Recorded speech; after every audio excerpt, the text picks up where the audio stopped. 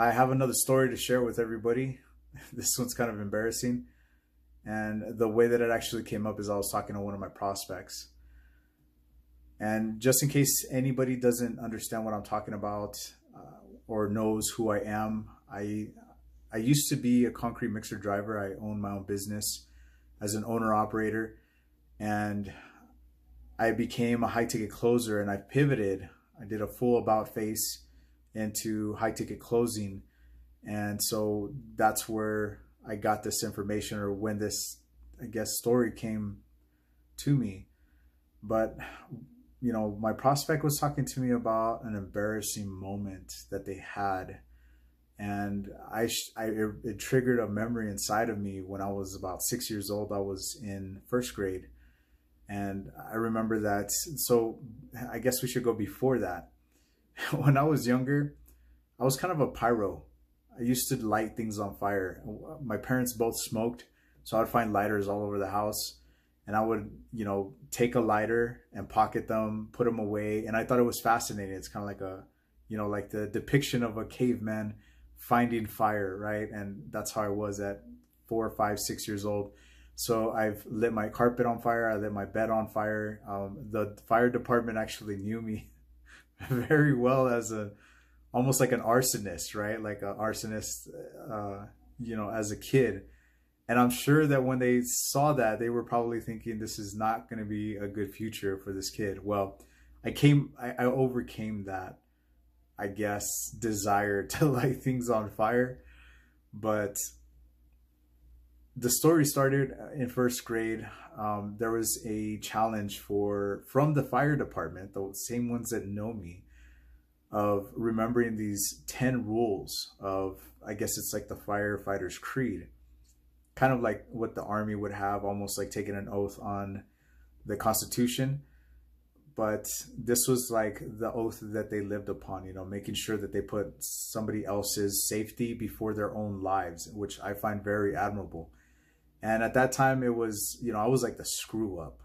I was like probably the only person that they knew by name and by face. Are like, oh, not that kid again. Not something I'm proud of again, but I thought I'd share this because it helps me to tell these stories. So, you know, in order to win this challenge or this contest, you had to memorize these 10 rules, and you had to present them in front of a classroom full of kids. And this is in El Paso, Texas, first grade. And, you know, I had to go up in front of these students. Everybody did, but I went about it a different way. I didn't just memorize the rules, but I try to do everything in my power to look my absolute best when I did it. So, for example, I brought things to the teacher, you know, gifts. And then I would tell her, I've never won anything in my life. I remember doing that very clearly. Like, I would come into the classroom and be like, I'm so excited about this challenge. I've never won anything in my life. I've spent all night memorizing these rules, and I know them by heart. I'll never forget them. I did forget them. But, you know, these were things that it was almost like, I guess, kissing butt, you know. But you know, I knew that I would gain some kind of traction, some kind of,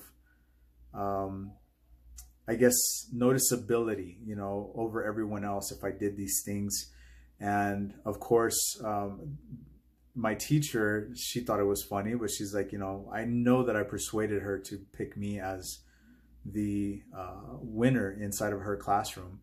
And it was all the first graders from our school. It was a pretty big school in El Paso, Texas. It was called Tierra del Sol, but which means the dirt of the sun, I guess. That's the translation in Spanish, Tierra del Sol. And they brought us all into the gym and sat us all down. And I remember very clearly that I had jeans on, and I had it wasn't a t-shirt, it was actually a button shirt. I always wore these weird button shirts to look. My mom wanted me to look like my dad. You know, he was very, I guess, what do you call it? You know, he was book smart. He liked to study. He liked knowledge. He liked arguments. things like that. And some of you might already guess what kind of gem he is, if you know what I'm talking about. But they dressed me like him. So I would wear, like, sometimes it was jeans, sometimes it was khakis and a button shirt, and I had to tuck my shirt in. And I was sitting down with my classmates, and they had us in rows inside of the cafeteria. So there had to have been like a good 20, 30 rows, because like I said, it was a really big school. But when they were doing like a presentation, they had some of their equipment in the background to show to all the children. They had their fire truck outside of the school so that they could show us afterwards. And so they were talking about their equipment, and then they came to the presentation time when they were wanting to announce these names of the people that successfully memorized these 10 rules for the firefighters. And before I get to that, though, I got to let you know that when I sat down, I wanted to be noticeable again. So I sat up straight like this and put my head up, and I'm watching and listening with intent and waiting, and listening to every single word. If I had a notebook, I'd probably be writing down notes, but I didn't. We didn't have notebooks. But I was sitting there listening attentively and just waiting for them to call my name. And it was in Indian style, so legs crossed, sitting down. And once you put all that weight on your bottom, when you're like that, just sitting up really straight, guess what happens? Yeah, your leg starts to fall asleep. So this whole time my leg was asleep, and I'm like, I'm not gonna budge. I'm not suffering. I've got this. So they're calling all the names, and they get to me, and I'm like so excited. I jump up, but because my leg is so asleep, I actually fell on the children that were to my left, and I put my hands, right in between somebody's crossed legs and just fell down because my leg just gave out. And then I tried to get back up, and guess what happened? Yeah, I fell over to the other side, and the kids were like pushing me off, like, get off of me, Virgil. And so I had to, I tried to get up, and I started, I was limping to the stage. And I remember all the kids were laughing from the moment I was falling down, all the way till I get up to stage. And the worst part about it was that I had to look everybody in their eyes while they're laughing at me, and I'm being handed this certificate of, whatever, the